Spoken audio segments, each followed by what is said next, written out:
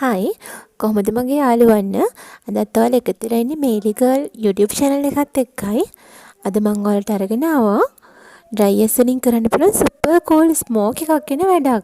ඉතින් මේකට ඕනේ dry ice. dry ice කියන්නේ ටිකක් හොයාගන්න අමාරු දෙයක්.